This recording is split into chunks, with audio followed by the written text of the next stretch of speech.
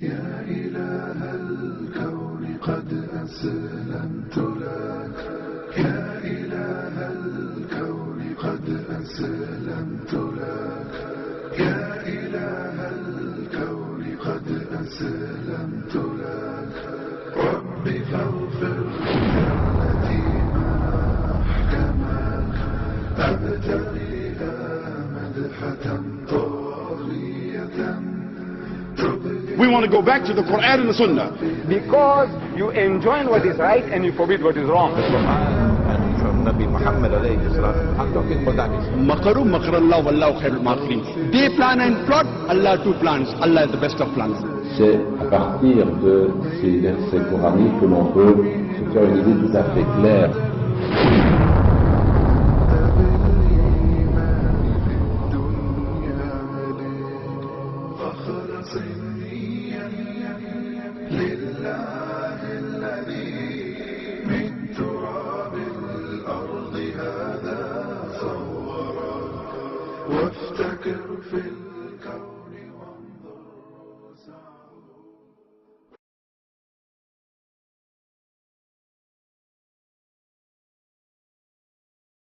Was born in the Caribbean island of Trinidad.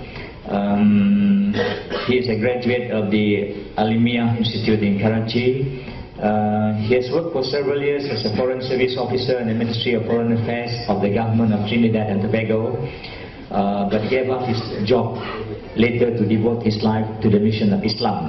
He lived in New York for 10 years, during which time he served as Director of Islamic Studies for the Joint Committee of Muslim Organization of Greater New York. He lectured on Islam in several American and Canadian universities, colleges, churches, including prisons and community halls. He was Imam for some time at Masjid Darul Quran in Long Island, New York. He has also led weekly prayers and delivered sermon at the United Nations headquarters in New York.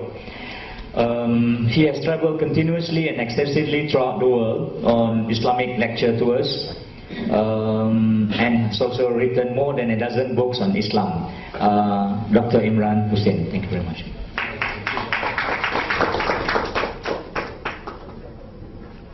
نحمده ونصلي على رسوله الكريم بسم الله الرحمن الرحيم. Brother moderator, fellow panelists, my distinguished and learned brother Dr. Umar Ibrahim Valilio, brothers and sisters, Assalamu alaikum wa rahmatullahi wa barakatuh. I was a doctoral student at the Graduate Institute of International Studies in Geneva. I didn't know how much Zionism there was in that institute. And I finally left without defending a thesis that I knew I could never defend in the Zionist Institute. So thank you for conferring the doctorate on me, but I don't have a PhD. Islam, the religion, which came from the Quran and from Nabi Muhammad alayhi salatu, I'm talking about that Islam, has zero tolerance for oppression. And the oppressor will begin to receive his reward for his oppression in the grave. Perhaps later on I can give you some description of what kind of punishment he can receive in the grave. The world today is one which is witnessing universal oppression, multidimensional oppression. And if one cannot recognize that, then buy a one-way ticket to the moon. The oppressor created, it didn't happen by accident, a banking system which I perceive to be the centerpiece of his overall system of oppression. Is not the cruise missiles, it's the banking system. That oppressor is identified in the Quran, in Surah Al-Ma'idah, verse number 51. We can speak about that later. It is a Zionist alliance of Zionist Jews and Zionist Christians, a mysterious European alliance, which is about to deliver to Israel, after a long struggle, the status of ruling state in the world.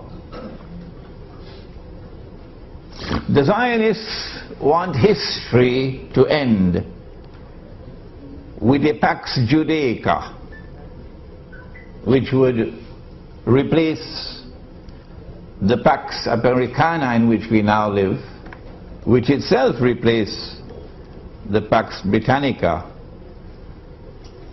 which preceded it.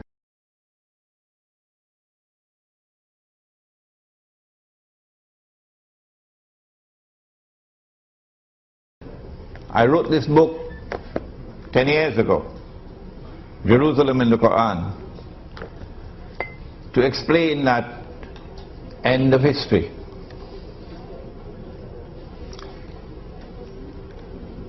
When Israel rules the world tomorrow,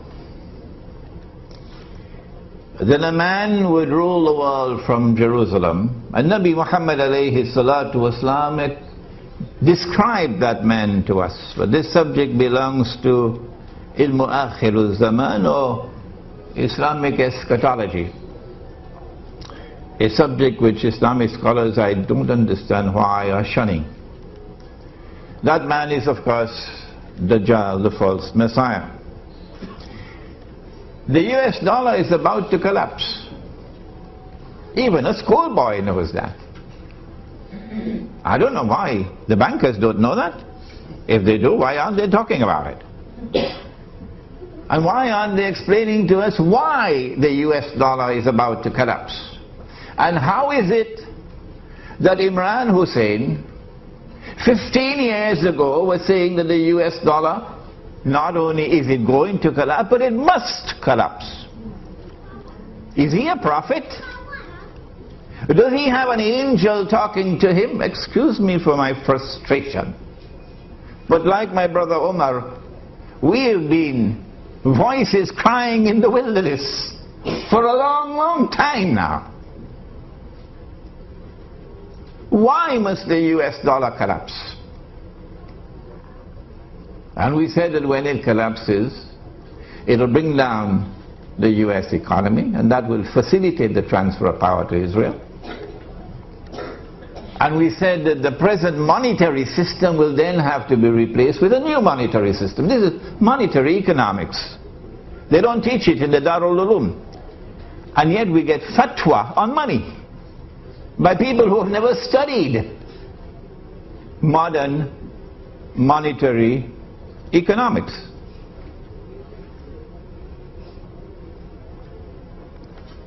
This knowledge came from the study of the Quran and the study of the ahadith of the Prophet ﷺ in the context of Ilmu Akhirul Zaman. If the modern monetary system, which came out of Bretton Woods and which has come out of the International Monetary System and the Monetary Fund, and the Articles of Agreement of that fund, which incidentally, and even Dr. Mahathir did not know it, prohibits what Allah made halal. Allah gave us the gold dinar and the silver dirham, which are in the Quran. But we live in an age today where some people have a less than a passing acquaintance with the Quran. The dinar is in the Quran. Did you know that? And the dirham is in the Quran. Did you know that? And the International Monetary Fund, the Articles of Agreement, prohibit the use of gold as money. Ask them why, they'll never tell you why. And yet we remain like people eating roti chana and going to sleep, and claiming to have scholarship. The money which is coming, I said 15 years ago is going to come, it's already here. When the US dollar collapses, it's going to bring down the whole world of paper money with it. And this bogus and fraudulent and utterly haram paper money, which of course we can defend anytime anyone wants to challenge us or not, is going to be replaced with electronic money, which will be more haram and more dangerous. I thought it's coming in the future, it's already here. But then imagine my surprise, based on my study of Islamic eschatology. 2 years ago I realized that the same people who have given us paper money in order to rip us off and to reduce Indonesia to abject poverty, so our daughters will now be maids all over the world, our daughters, and be paid the salary of dogs and cats. Our daughters. The same people who are now giving us electronic money in order to have a system where you have espionage to track down every single transaction and to be able to close an account whenever they want to, whenever it's convenient. The same people are going to bring back gold and silver tomorrow as money. I was surprised when I discovered that we're moving towards tomorrow, maybe 20 years from now, when Israel is going to mint gold and silver. Oh, is going to mint gold and silver? My gosh, Imran, you are behind time. Israel is already minting gold and silver coins. Go to Singapore, you see them on display. I don't want to live to see that day when those who are today waging war on Islam on Israel's behalf are going to bring back gold and silver as money, while we remain ominously silent on this subject, apart from Umar and myself and a few others who've been crying in the wilderness for the last 15 years. So I pray to Allah to take me away from the world before that day comes, because the shame and the disgrace will be too much for me. Let them live who today will not raise a little finger. Not even a little finger will they raise and declare themselves Islamic banking. But they'll never say that this paper money is bogus, it's fraudulent, it's haram. And they will never say, let us bring back the gold and silver coins. May Allah keep them alive for that day, so that they may face the shame and the disgrace of a people who have betrayed Allah and His Messenger. What is riba? And how does it oppress? Are questions we could take up later. There are two forms of riba. One is, of course, lending money on interest. And when money is lent on interest, the rich will remain permanently rich forever and ever, and the poor will be imprisoned in permanent poverty forever and ever. Money will no longer circulate through the economy, and even a schoolboy can see that's today's economy. But there's another form of riba which can be identified in taking a piece of paper. And if you have not studied the Bretton Woods Accord, and you've not studied the International Monetary Fund and the history of monetary economics, please remain silent. You take a piece of paper and you print a picture on it and you put a number on it and you give to that picture, because you are God, a fictitious value, because you are God Himself. You create money out of nothing. Well, wait until you reach the grave. Just wait until you reach the grave. That's a form of riba. Or you create something called a bank, take the word Islam out of it, because that's hijacking the name of Islam. And somebody has an account with $1,000 and he writes checks. He goes all around KL writing checks, because they know him, the shopkeepers accept the checks. But you have 1,000 in your account and you write out checks for 20,000? You should go to jail. That's fraudulent. Schoolboy will understand that. Is this fractional reserve banking? Can this be halal?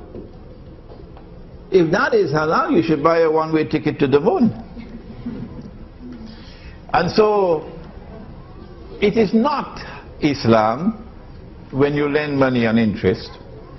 And it is not Islam when you say goodbye to money with intrinsic value that Allah created, and you create money out of nothing.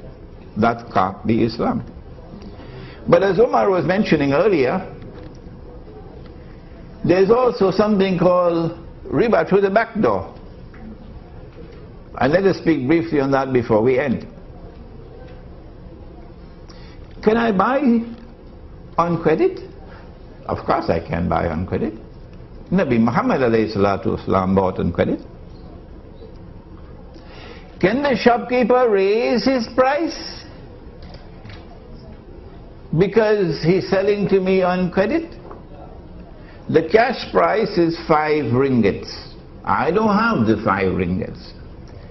So the shopkeeper gives me time to pay. But because he's waiting for his money, the cash price now has to be changed to a credit price. So the credit price will now be 10 ringgits because he has to wait for his money.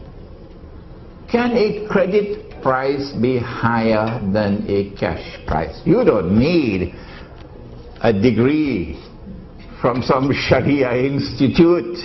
I mean, this is simple. This is 5 ringgits worth of common sense. That if you have to wait for your money, that the money should increase over time. That's riba. That is the essence of riba. That money grows over time. And so when the bank says, and they call it murabaha, they should define it, put in brackets after murabaha, backdoor riba.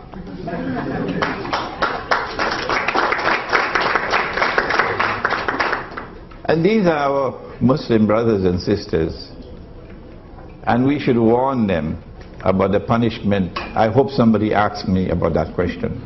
What can be the punishment in the grave for this bogus betrayal of Islam? If credit price is higher than cash price, the difference between the two would be because of time.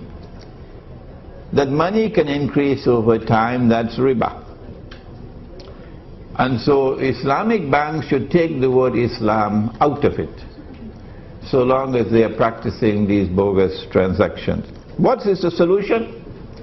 Allah gave it in the Quran. In the very last revelation, He says, وَأَحَلَّ اللَّهُ الْبَيْعَ وَحَرَّمَ الرِّبَى. The alternative to riba is business. Business. A business transaction is one which embraces risk. You can make a profit or you can suffer a loss. Once there is that risk in the transaction, it's not riba. And number two, don't wait until the enemy, who is now waging war on Islam and who gave us this monetary system that we're now using, don't wait until they return to dinar and dirham, to gold and silver, because the embarrassment will be too great. Let us return to the dinar and dirham now. It's not sufficient to mint it. No. More than that. When you see something which is munkar, you got to respond to it. And the response must be to change it. فَلْيُغَيِّرُهُ بِيَدِهِ. And minting the dinar and dirham to work alongside the munkar and say, you scratch my back, I scratch yours, is not the solution. We have to be more aggressive than that. Ours is the alternative. Yours must go. How do we do that? My suggestion has been, let us build a market in which we'll prohibit the bogus money. Let us build a market in which we'll return to the gold and silver dirham. And Allah does not sleep. And if we're doing the work that is pleasing to Allah, then Allah is the one who charts the course to victory. Thank you. Wassalamu alaikum wa rahmatullah. Thank you very much, Brother Imran Hosein, for most enlightening, eye-opening remarks on banking. open the, buka kepada para hadirin lah untuk tanya soalan atau bagi komen dan sebagainya, and direct to your our panelists. Please identify yourself as usual. Anyone? First one, yes. Assalamualaikum warahmatullahi wabarakatuh. My name is Hazlinda. I'm actually a reporter. I'm also a victim of Islamic banking. If you ask me, satu penindasan, we don't need that question mark. It's not because of riba, but because of miscalculation by bankers. I lost the house. I'm not ashamed of that, to say that I didn't want to pay because the calculation was wrong. I went to NCF and they calculated it was 50% more than it should be. NCF is also part of Bank Negara, but unfortunately Bank Negara just mediated the whole thing. PPIM was there. We were there with Maybank. I'm not ashamed to mention them as well. Maybank, Prakash Mukherjee, whoever you name them, they were there. They have been told about this problem for 8 years. What did they do? They did not even recalculate. They were told that there was an extra of 150,000 to 250,000 on the loan given. We took a 375,000 ringgit loan to buy a house, and they charged us 793,000 to pay back within 19 years. I wouldn't mind paying if the calculation was right. It was based on 2 years of 6% and another 17 years of 8.25%. We challenged them to calculate. They failed to. What I'm trying to say here is, can CIMB or the university create an entity for people to go to ask if the calculation is right? We need a roof above our heads. We need a roof to actually sell off to send our children to further their education. Is that wrong? Now, when we brought this up, what the banks did was, they have a lawyer to take the matter to court. I'm sorry I have to share this in English so that Tuan Imran and probably the others who are more conversant about this matter would be able to respond. And I'm sure that in Azia, you can also feel the whole matter. Now, when we went to UIA to consult another lecturer by the name of Professor Zakaria Man, he gave me the majalah. I went through the trouble to read about Baibi Tabi Najir. It was too difficult for me to mention that term when I first took the loan. BBA was easier, but it was nonsensical. I should have spelled it some other way and put an I at the end. So, when matters were brought to court, because we didn't want to pay and we wrote them thousands of letters to tell them it's wrong. Even the current CEO failed to look at it. Don't want to mention his name because I thought he's someone very respected. However, when it was miscalculated and we got NCF to tell our lawyers that we ought to fight this case, we were told that the current judge listening to such cases was from Bank Negara Malaysia, Rohana. We had even brought that matter to her when she was still in Bank Negara. What's the point if we keep circling the same circle? I would like to know, Tuan Imran, what is the punishment for these people? And I would be very happy to lose the house today, but actually feel satisfied with the penance that they will face for their sins. They owe me a lot. They owe Islam a lot. They owe other people a lot. This is not the only case. We're not talking about extra payment. We're talking about wrong calculation. When I went to Bank Negara and I pretended to be an ordinary person at the counter, I told the staff, please calculate for me. She did. And it was excessive. But I can't win a case in court. Why? Because we have people from Bank Negara. For your information, the officer who I had complained the matter to was an ex-Maybank staff. What do you expect? There is hidden loyalty all the time. That is very wrong. You should not be loyal to something that is wrong, something that is evil, something that is Zionist in many ways. I've also taken some photographs this morning before coming here because I was very angry about what was happening. I've given to PPIM photographs of the house of credit manager who actually handles repossessed cars. Look at the number of cars he has. He's got a 60 Rocker, he's got a Range Rover, and they are all with WV number plates. He has just retired. I am still working and I can't afford that. Alright? So all this is because you have officers who do not know where the line stands. They buy cars for their friends and sell it off. He's got 4 cars.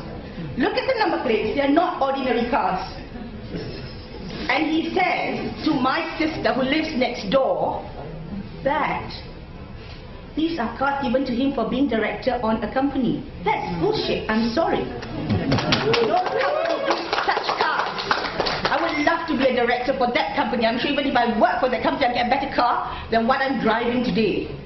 Thank you very much. Thank you, Asika. Very eloquently presented her views. Criticism system, there seems to be a conspiracy along the way.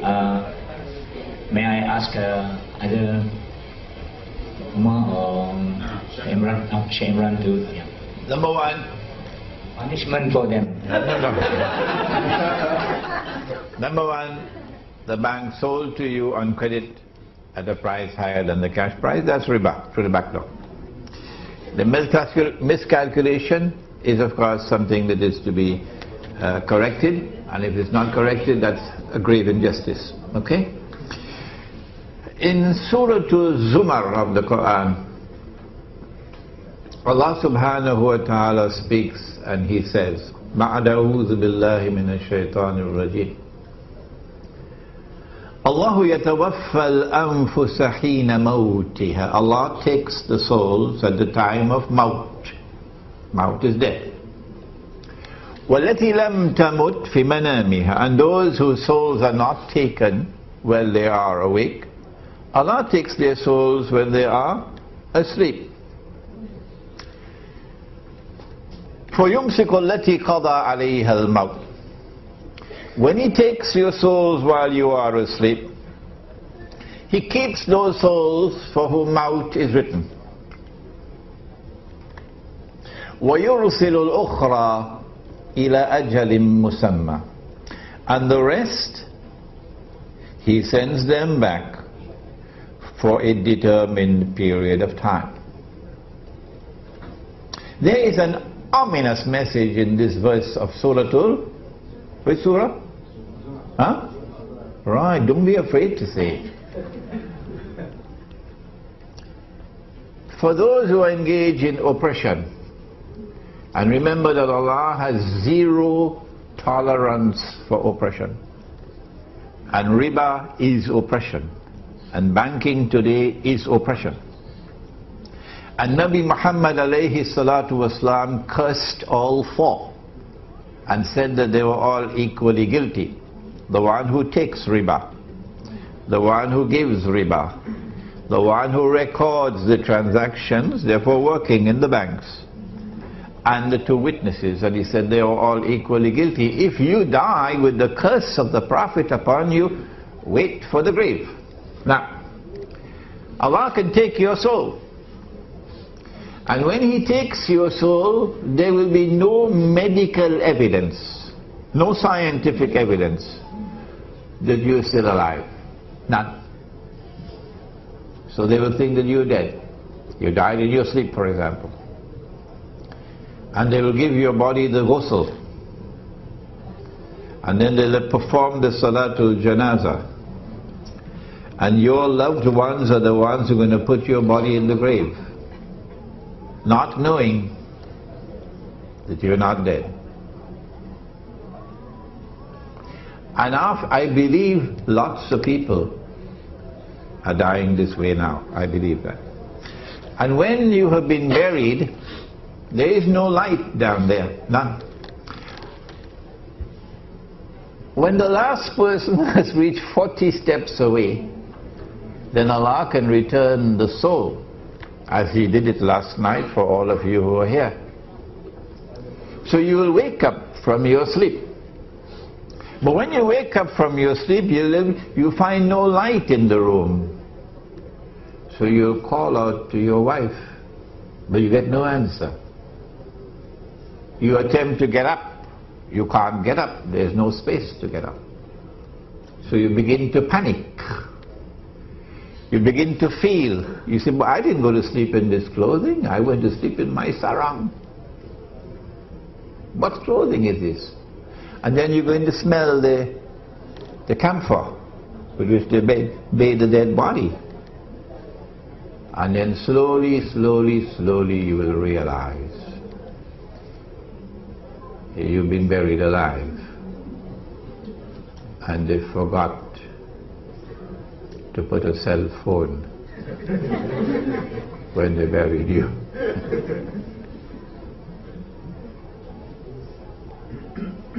And then you're going to cry out and cry out and cry out, but there's no one to hear you. And you will urinate upon yourself, and you will defecate in yourself.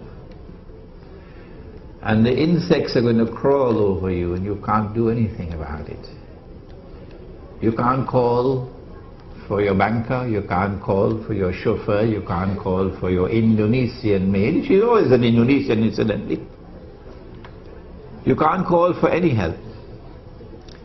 And Allah is now going to punish you with a punishment you richly deserve, because you had a less than a passing acquaintance with the Quran. You had eyes you could not see, you had ears you could not hear, you had hearts you could not understand. It doesn't matter whether you are Christian or Jew or Hindu or Buddhist or Confucian or anything. The same God who created you is the same God who sent the Quran and sent Muhammad alayhi salatu wasalam. This is the punishment. My name is Anwar. I'd just like to ask, in terms of Islamic banking and Islamic financing, we all know that riba is haram, period. Those who participate in haram activities are considered haram. There is no two way around it. I believe we have got, I don't know, maybe 70-80% of those who are involved in the financing and banking of Islamic in Malaysia are also Muslims. Number one question, why are they still working there? Number two question, okay, I thought that all of us Muslims understand we base Islam on Al-Quran and Sunnah. It has not changed, but from Rasulullah's time. Okay, I assume that all the Muslims in the banking sector understand and read the Al-Quran and the Sunnah. I also assume those in the government also understand what's in the Al-Quran and the Sunnah. Okay, we have seen a lot of Muslims, okay, being put down by this financing system. The so-called say the difference between conventional banking and Islamic banking. We all see, conventional banking you earn 10 ringgit. Islamic banking you earn 12 ringgit and you call it Islamic banking. What is this? Okay, I would like to ask the panel, especially from the banks, are we not Muslim who have got self-conscious? Do we not work for halal living? Thank you very much. Thank you. Any question? Maybe you ask first, then the panel will answer. Bismillahirrahmanirrahim. Assalamualaikum warahmatullahi wabarakatuh. Saya Kemudian dari Lawang.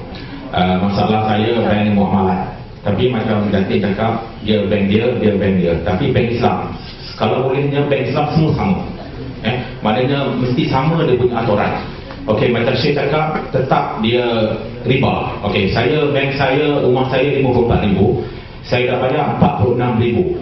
Masalah saya, mungkin ada masalah lah, saya ada kelewatan membayar. I'm Eunice. Good morning to all. Morning. Honorable panel, and a very special thanks to PPIM for organizing this forum and to bring us together.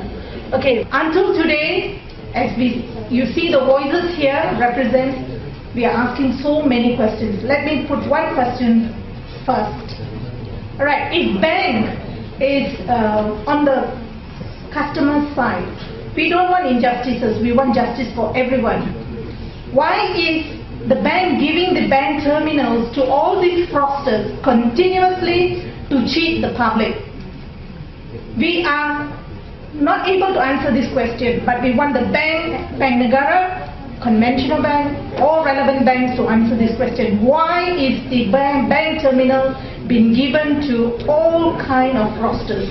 Number two, what are the actions taken by these banks to overcome or to diminish or to lessen these problems, which is a burden to the public? to the bank users. We don't want a bank today. You just heard a few moments ago. We do not want a bank. It's just because our families are burdened, our people are burdened, and I wish this also goes to the Prime Minister's department and all people who are responsible for what we are here today, this Saturday morning, early morning. Actually, it is not easy for us to be here.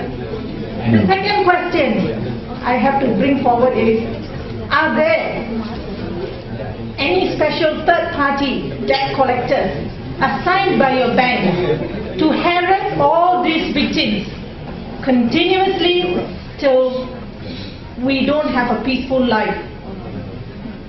I think here, the public here can tell you how many of us are harassed by the bank debt collectors daily, by bank lawyers, by all the different, thank you, by all these different threats that we receive daily in our lives.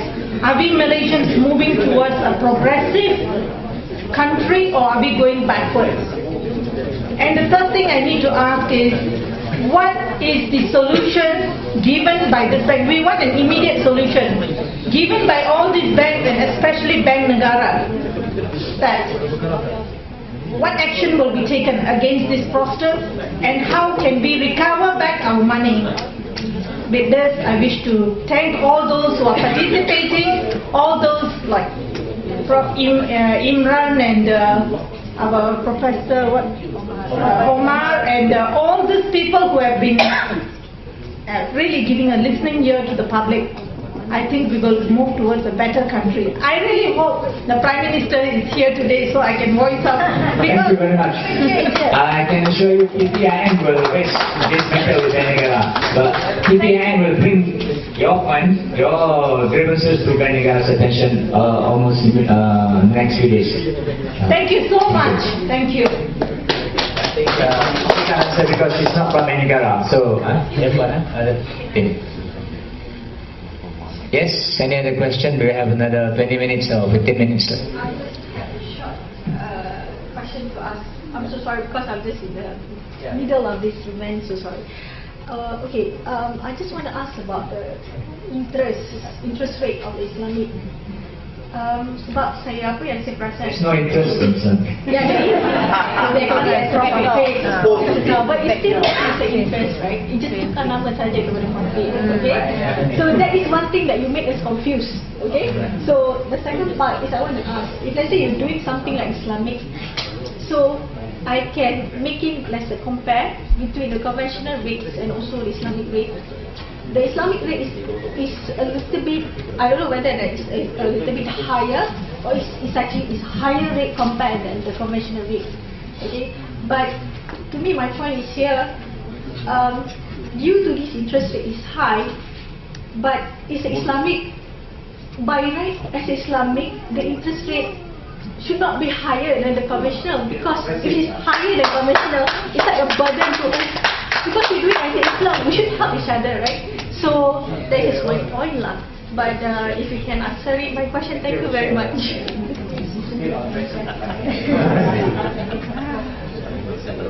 The Prophet ﷺ has said, whether riba is big or it is small, it is still riba. Number one. And he says whether riba is big, 20%, 30%, or small, 2%, 1%, you know, gram. What's the name of that bank in Bangladesh? Nobel Prize? Grameen, yeah, Grameen, and they get a Nobel Prize for that. Whether riba is big or small, the result is still the same. It just takes more time. It ends up in destitution and poverty. So it doesn't matter whether it is bigger or smaller, it is still haram. Why does the money lender lend you on interest either through the front door, conventional, or through the back door, so-called Islamic? Why? Sometimes he does that in order to get you a pound of flesh. You know about the British Sheikh, don't you? Who wrote that excellent book on Riba? Never heard about him? Shakespeare. That's right. What's the name of the book? Merchant of Venice, the best book on riba you can find. Shakespeare. Sometimes he lends you on interest for your pound of flesh, so that his gain would be your loss. وَأَكْلِهِمْ أَمْوَالَ النَّاسِ بِالْبَاطِلِ, says the Quran. But sometimes he lends you an interest for a more sinister objective. And for that you must read John Perkins. Take a note. Confessions of an Economic Hitman. He lends you on interest because he wants to enslave you. And so you no longer have freedom. You cannot do what you want to do because the slave master says, no, you're going to pay a price. You can't pay that price. So you have to vote as Malaysia voted. Remember when Malaysia voted in favor of the resolution? The Security Council resolution? For the use of force against Iraq, Saddam Hussein? Yeah. And all the Malaysian people, all were opposed. So Dr. Mahathir said we couldn't do otherwise. If we had not voted this way, they'll destroy our economy. Okay? And so don't complain about whether the rate of interest is higher or lower. It is still haram. And the result will be the same. It just takes more time. They want to impoverish you, reduce you to poverty, and that's why there are demonstrations in New York now. And here. And the American people are now surrounding Wall Street. This little booklet was written at the request of the Director General of the Prime Minister's Department of Economic Planning. Can't remember his name now. He attended a lecture of mine. He said, write this, but don't make it more than 50 pages. The gold dinar and the silver dirham. Islam and the future of money. And we're going to have it soon in Bahasa. This tells you in a nutshell the story of money and how they have used money to reach where they have reached today, where they have enslaved you. Now before I go to my question, the statement that I would like to make is that you're asking the wrong people for the solution. You're asking Ben Bernanke for the solution of the global economic problem. He is the one who's created it. So you're asking the bankers how to solve a problem. That's wrong. They create the problem, we can't ask them how to solve it. Correct? Okay, now the next thing is that yes, we can live without the banks because yeah, they've been around for the past 300-400 years. We've been living for many years before that. The solution is in the muamalah, get into real business, okay? And the solution is in the Quran. One of it is that just pay them the principal and don't pay them the interest. That's what they need to do actually to solve the economic problem. Okay? My question straightforward to Sheikh Imran Hosein. What are the role of the ulama? It's so baffling. Why are they being so silent, number one? Or why are they knowing the fact that they are wrong, they still endorse it? And why is that we have to follow that particular group of ulamas who come out and say that yes, this is Islamic, that's Sharia compliant, who come from that particular part of the world? Because I find that there is two distinguished points. When there are ulamas who are not from that particular part of the world say something, it's not accepted because it is not from that school or not from that university or not from that organization. Why is that the ulama are so silent, number one, and why are they the ones who condone this? What are they? Don't they know these problems? And why is this happening, Sheikh Imran? Thank you. Assalamu alaikum. Hadith of the Prophet Muhammad alayhi salatu wasalam. Listen carefully. Yushiku ya'ti 'ala an-nasi zaman. It will not be long before that time will come upon you. Meaning akhiru zaman. La yabqa min al-Islam illa ismu. When nothing will remain of Islam but the name. This is not Imran Hosein, This is Nabi Muhammad alayhi salatu wasalam speaking. So don't be angry with me. وَلَا يَبْقَى مِنَ الْقُرْآنِ إِلَّا رَسْمُ. And when nothing will remain of the Quran but the traces of the writing, mechanically recited, nobody following the Quran. مَسَاجِدُهُمْ. I'm not talking about Shah Alam.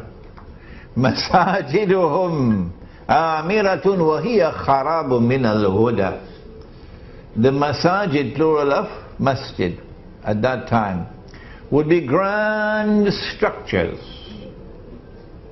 impressive structures, but devoid of guidance. Now listen to the last piece. Ulama'uhum, the ulama of that age of darkness. Sharrun nasi mimman tahta adim as-sama. The ulama of that age of darkness, when nothing remains of Islam but the name, would be the worst people beneath the sky. Said Nabi Muhammad alayhi salatu wasalam. Min indihim takhrujul fitna wa fihim ta'ud. They would be the centers of corruption, corrupting the people.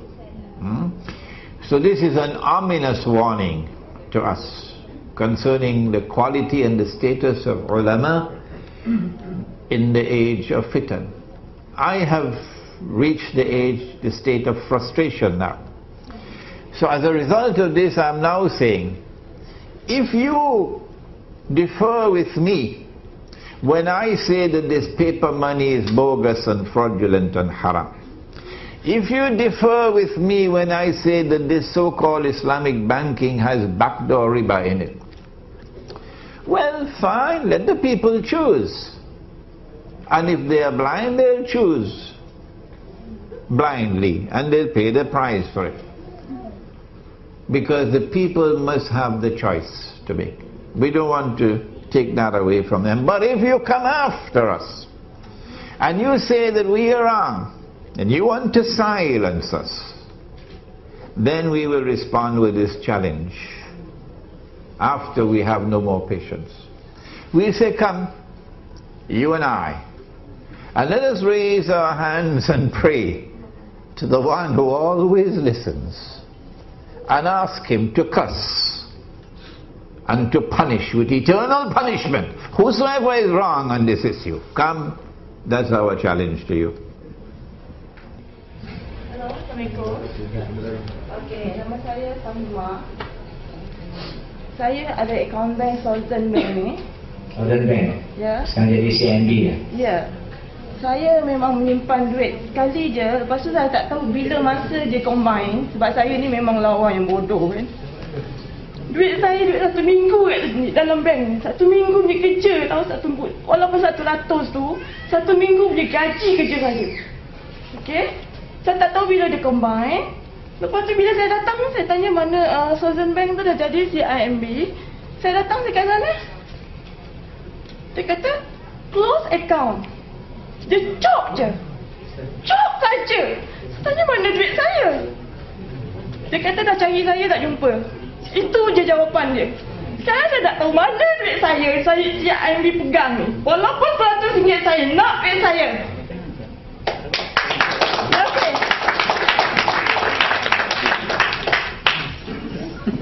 Okey, nanti kita jawab tu. Soalan saya simple saja. Saya nak tanya Dr. Azman Muhammad Noor dan juga Datin Aziah Omar. Satu soalan simple. Perlukah kita kepada bank? Dan boleh tak kita sebagai orang Islam hidup tanpa bank? Can we live without the bank? That's the question. Do we need bank in Islam? Now, at this time, kalau long time kita boleh build up punya diri semua, now. Yes. Maknanya orang macam saya tak boleh gerak lah kan? Yes, now. We need now. Asaskan think kalau tak, boleh? Ada soalan? Kenalkan diri. Assalamualaikum. Nama saya Hamidun, ahli BBIM juga dan mangsa pada bank.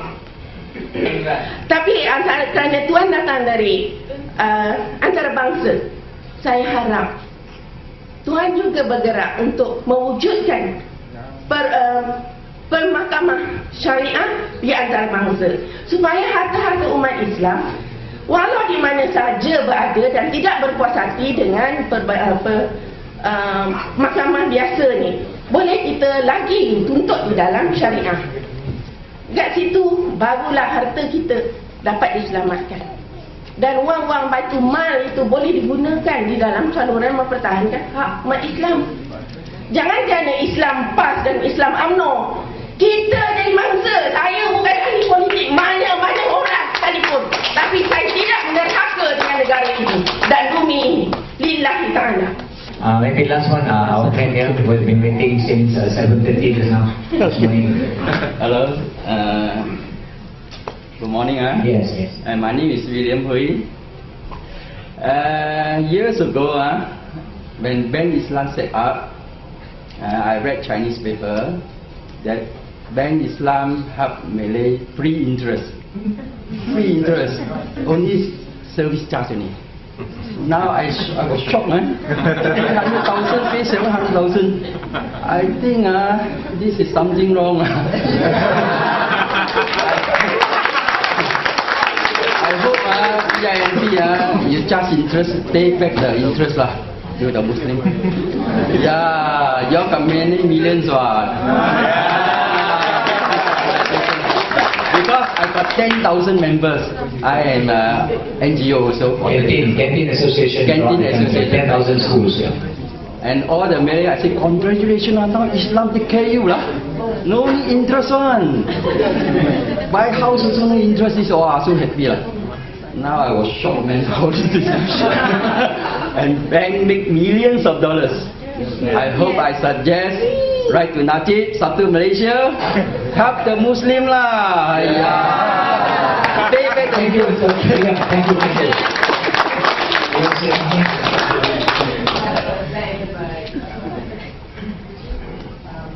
Going to something about what identify yourself. My name is Alawiyah Abdurrahman. Dr. Azman mentioned just now about the bank being created between Rasul SAW and Sayyidatina Khadijah when they established the Kirat, when Rasul SAW went to was the agent of Siti Khadijah. Now a lot of ulama use that as the justification of them allowing the bank. No, shut down. Anyway, this is not right. It is a clear-cut kirat between Rasul SAW and Khadijah. So the banks now are not doing that. They are establishing the bank under the law of fractional reserve banking, using names of instead of riba, other names like commission or fee or whatever. Any other name? So we have to stop the shaitan from using this noble blessed transaction of Rasul SAW and Sayyidatina Khadijah as not the bank that they see today. So that's just correction. Okay, I think that's last one, this very last one. Thank you very much for your comment. Very good example and a very accurate the practice which was done by the Prophet himself. He was the Mudari for Khadijah. I was mentioning another example actually for another contract, which is a contract of loan which was done by Zubair bin Awam. You are correct. Sometimes there are, as I mentioned, there are of course loopholes, there are weaknesses, in implementing. So even because of the complaints from the public now, I was informed that there is suggestions to move away. They may come up with something else, instead of Mudarabah, because the thing is not so transparent. They have the reserve, profit equalization reserve. The amount they distribute actually is not the real. The real performance does not reflect the real performance, the real profit obtained gained by the Mudari. So sometimes the bank has to top up. So this is fictional, I agree. Okay, as Professor Omar mentioned. So they are trying to move away. But for the time being, as I mentioned to you, some of them, they were given permission on the interim basis, okay, for temporal basis. So they are going to review from time to time. And of course, in this case, we have to raise complaints, okay, and arguments, okay, so that to make sure that they are not far away. They shouldn't only call it Islamic, but it must be Islamic. Another issue is about pricing, whether it is ethical or not ethical. Okay, of course, this is another issue which is also very, very important.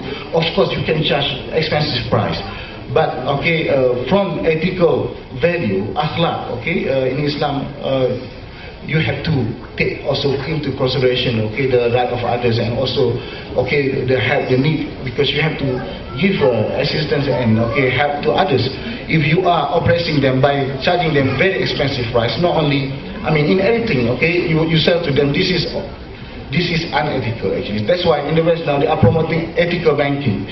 But ethical banking does not mean Islamic banking, okay? So what happened now, to me, yes, this is also very important. Then the Islamic bankers have to take into consideration, okay, where, okay, their pricing should be ethical. Okay, the pricing, and they should be transparent. Okay, the price must be known, the way they calculate must be known, and there shouldn't be any oppressions, or there shouldn't be any fictitious or anything which is hidden, any fancy transactions behind the whole transaction. Wallahu a'lam. Terima kasih Tuan Azman, terima kasih, thank you very much Sheikh Imran Hosein dan Datin Azian Umar, dan terima kasih kepada tuan-tuan dan puan-puan sekalian. Saya berjanji apa juga hujah ataupun masalah yang diberikan ini akan dihantar. We will send a memorandum to the Prime Minister at the end of the day on the 3-day session here, and we will try to meet the Prime Minister himself, especially on the points of housing dan sebagainya dan Islamic banking. So I think on that note, saya dengan sukacitanya mensyiarkan forum ini ditutuplah. Terima kasih kepada semua. Terima kasih.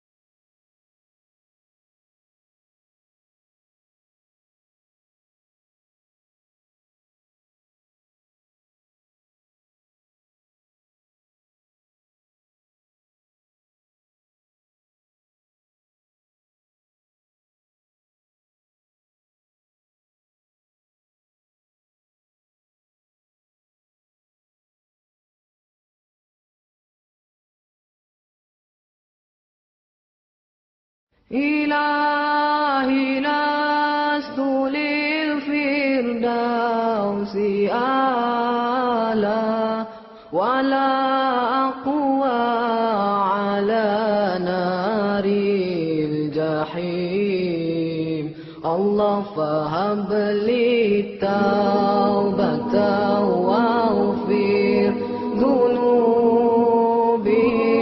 فإنك غافر الذنب العظيم إلهي لست للفردوس أعلى ولا أقوى على نار الجحيم الله فهب لي توبة واغفر ذنوبي فإنك غافر الذنب العظيم Tuhanku, aku tidak layak untuk syurgamu, tetapi aku tidak pula sanggup dari itu kurniakanlah ampunan kepadaku, ampunkanlah dosaku. Sesungguhnya Engkaulah pengampun dosa-dosa besar.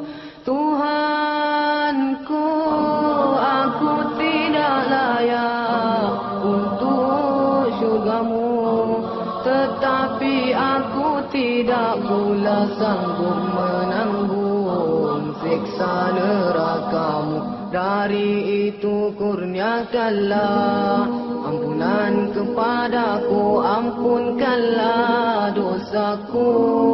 Sesungguhnya Engkaulah pengampun dosa-dosa besar. Ilahi nasturil firdausi a'la wala aqwa ala naril jahim. Allah fahabli tawbatan waghfir